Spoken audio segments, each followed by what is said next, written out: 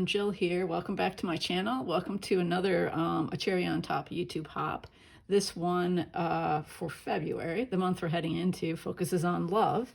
And so I decided I wanted to work. I've been working in my traveler's notebook. I have a little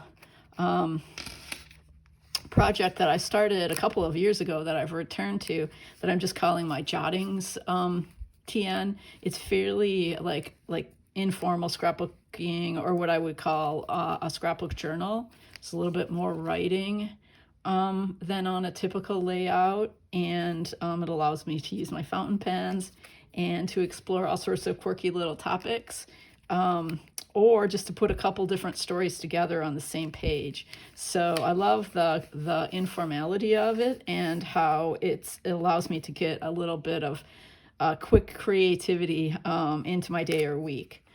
This is the most recent one that I did that I think you might have seen on the Cherry on Top blog. So I'm just going to move to the next page. I have unstapled this insert so that if I wanted to, I could take pages out and stamp on them or sew on them or whatever. So it's a little bit, it's going to be a little bit loose, and I've got to be kind of careful that the whole thing doesn't fall apart while I'm working on the spread. But this will be a page about my boyfriend Tim. This picture originally had like a color of jacket that I didn't think would go with the love theme, but now that I think about it, it probably would have worked okay. But I like the photo in black and white. And then Tim's always buying flowers. And so I wanted to get the most recent beautiful bouquet of his flowers. Flowers also make me think of love and Valentine's Day and so forth. So these are the two photos I'm going to use. And I think you're just really going to see the process as it unfolds. I've pulled out a few things I know I want to do and I know I want to use. So maybe I'll start by talking about that. I love washi tape, and I've been using washi tape like crazy. So I just pulled together a bunch of heart or love. The one tape just says love. That's from a recent Simple Stories collection, or hearts. And I knew I wanted some black and gray because of my black and white photo, and then like lots of color. So I did one thing, and I knew I wanted, with these pages, it's always nice to have a little more room to write. So I used this die cut that opens up, and it's got a heart on the outside. And I know I'll probably want to like put a little something around the edges, and I'll probably just write on and under the heart so I can kind of let my embellishments go over that white part if I want to. So I'm keeping that in mind. This big ampersand to signify togetherness is an old one from Pink Fresh. So don't know. Yeah, I'm sure you can find other things that are similar to both of these. I'm kind of using my stash for this page. I'm not sure if I'll use these Vicki Boutin Discover and Create clips, but I've been going crazy with them and using them on almost every page. So I think at least this little one that says to reinforce that theme. And there is a heart. So I'm kind of just waiting to see what develops here.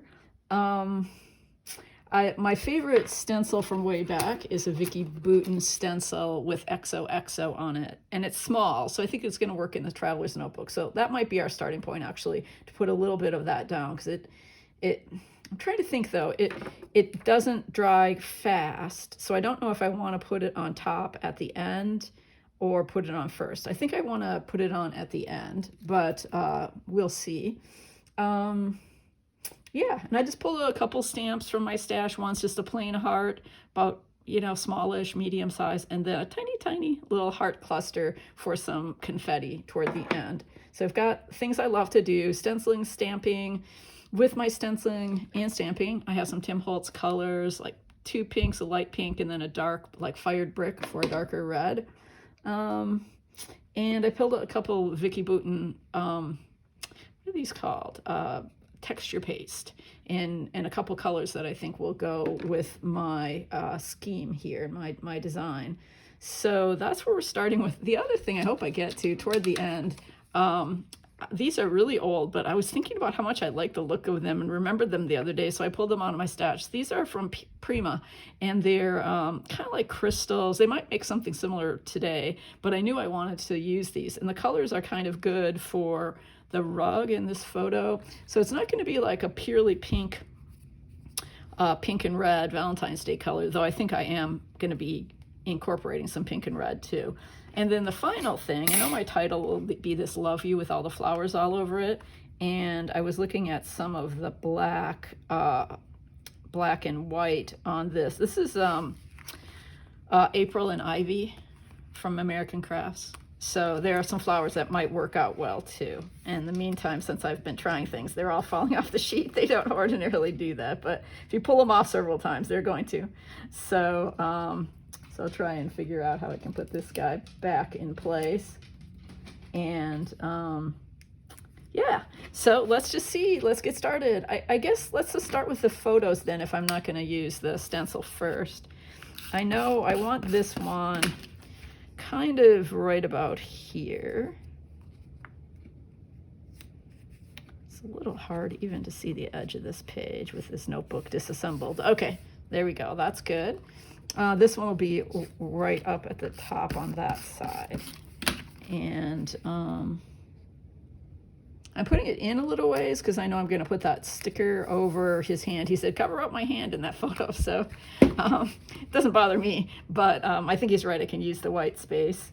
And this title, it sort of picks up the, like, what do I want to call it? The huge variety of flowers in that bouquet, in that vase. So I liked it for that reason. Besides, it says Love You, so it's like just right.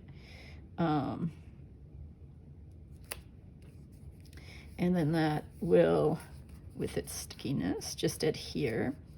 It's a little bleed through from the other side, but that'll be covered up when I do my writing on the page. Okay, and then I was thinking the ampersand, so I'm kind of working a little bit, I'm trying to think, a little bit in a, maybe I'll leave room to the side for the texture paste and stencil.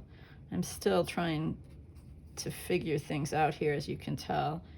It's good if things are kind of close together, but I'm also thinking about the writing that I'll do on the page. So, and this, as I said, will allow me some more space for writing. And I kind of like the way this will move your eyes around. It didn't, like, I didn't intend to get this black lettering and flowers to match these washi tape things, but they did. Oh, Hazel, be quiet. Let me show you, for those of you who've watched my videos know I love this washi tape technique. It is very simple. All I did was take the tapes that I wanted to use with their hearts and love words and so forth and put them on white cardstock. And then I placed the die on top, ran it through the machine. And what's really fun about this is you never know quite how it's going to turn out. I love the back of this. The back of this won't even show, but it's just the square part. Hopefully it will adhere all right. I might need some heavier adhesive under there since it's a little bit shiny.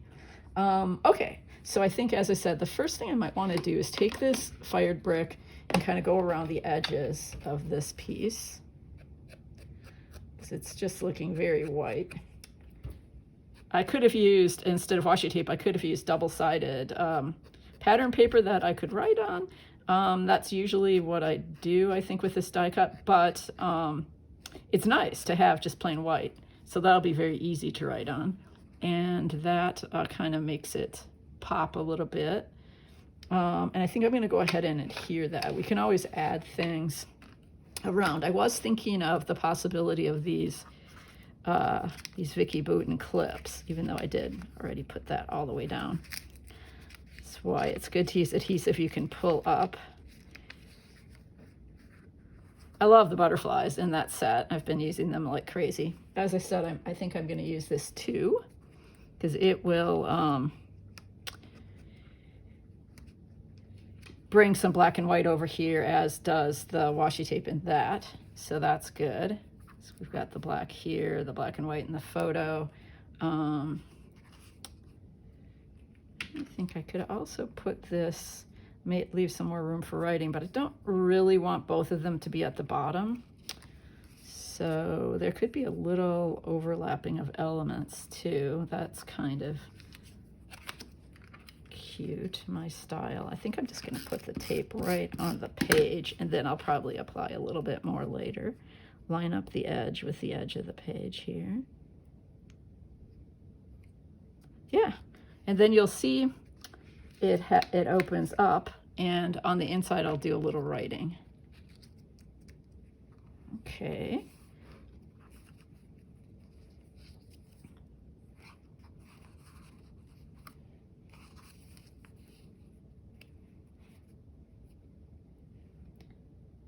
Now I'm kind of picturing where I'm going to do my jotting for this jottings page.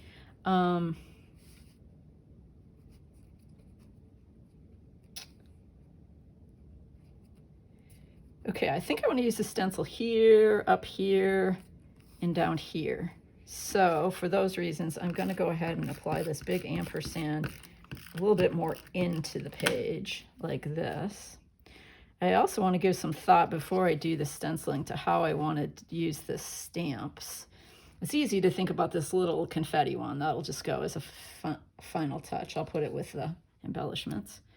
I also pulled a couple, I love sequins for a final touch, so I also pulled a couple, let's see, one is Taiwan and the other is Tuscany.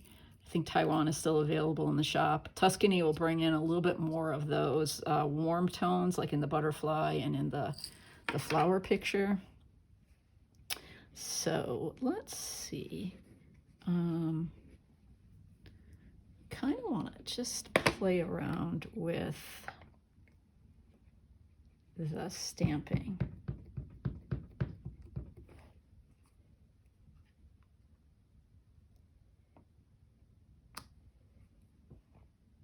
I start with a really light color. That's sponge sugar. These are all distress oxides. And then I'm just leaving it right on there. I'm not even cleaning it off. And then maybe do another one. Again, I have to kind of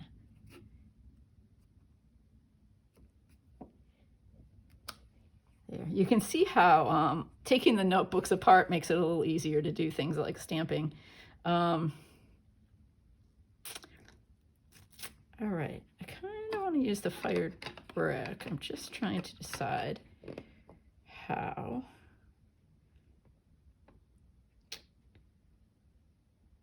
And of course they're crooked, so I don't know if I want to do, maybe just do a layering, and this would be possibly, got some paper up here to stamp off.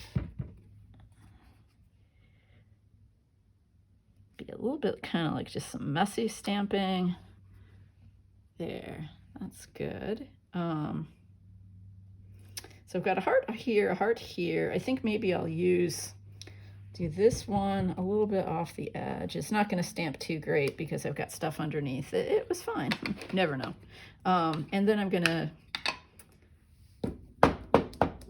just stamping off the excess and then going right into the fired brick. And if it's incomplete, so be it. It's stamped pretty well considering what was under it. And yeah, so that's like the same color as the butterfly. Some of this is, I just guess because I know Tim Holtz's colors pretty well. So that worked out. I can shift this more later. I'm just trying to get that in position. Okay. Sometimes when there's a little gap like that, I just take a colored pencil, and I might take like a pink colored pencil and then just add a little bit to that. Okay, now that's 2. Do we want 3? Do we want the hearts in 3 areas? I'm going to be bringing in the XOXO. I'm going to be bringing in some of those guys.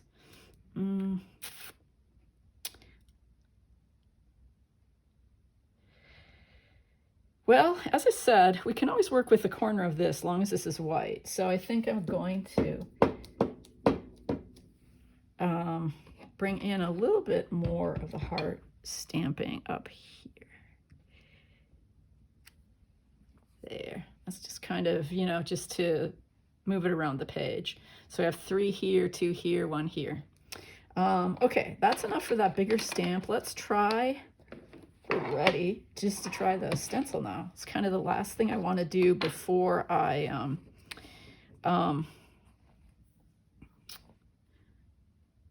put in the little elements. And I'm thinking, the reason I paused was I think I want to do a little, before I do the texture paste, I kind of want to do a little bit of just some ink, so that I'll be working in that area and layering ink and texture paste. But I'm using just the lightest color for this because the Vicky Bouton texture paste I'm using is kind of a dark color. But one thing about using this is it's very distinct. XOXO, you can really see it. Now the texture paste might make it a little bit harder to tell what it is, depending on how thick it goes on. So we'll see about that when we do it. Okay. Again, as I do this, I know it's a lot of white space and I haven't used pattern paper or anything, but that's because I'm going to be using a fountain pen and doing the writing. So I want to keep mindful of that. I tend to like be a fill up the page kind of person. Okay, so the last step is the texture paste, and I've got a couple colors. I'll probably use both and maybe just mix them together a bit. And let's see, I'll have one area where there's a bit more and that'll ground it, but I think this side isn't quite as heavy as this side, so I think I'm gonna put the majority of it over here. Okay, you get to see me do this. Make sure I'm on in the frame. And I think even before I lift up the stencil, I'm just gonna grab a little bit of this lighter color. They're very similar in tone, so I don't really care if they mix. Okay, I think the key is to, you know, scrape it down well enough. There we go. Hey, it turned out great. And it is pretty distinct. I couldn't remember with this particular combination of texture paste and stencil. I'm going to take a new area here. Always remember to wash your stencils off immediately. I've got some water nearby. Try not to get it on my desk here. Okay, not a good idea to smash the stencil down the way I just did and to smear it all over your desk, but looks pretty cute nonetheless. Okay, I think for this last one, I've got like, still have kind of a mixture. I'm gonna go with the lighter.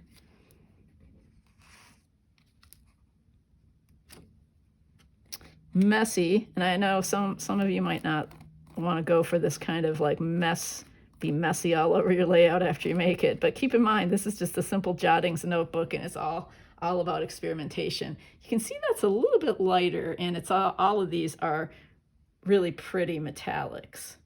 Okay, that one's a little bit too even for me, but I think the small embellishments I'll put on at the end will help that. Okay, paper towel to get your tools clean, and then I'm right away sticking this stencil in some water.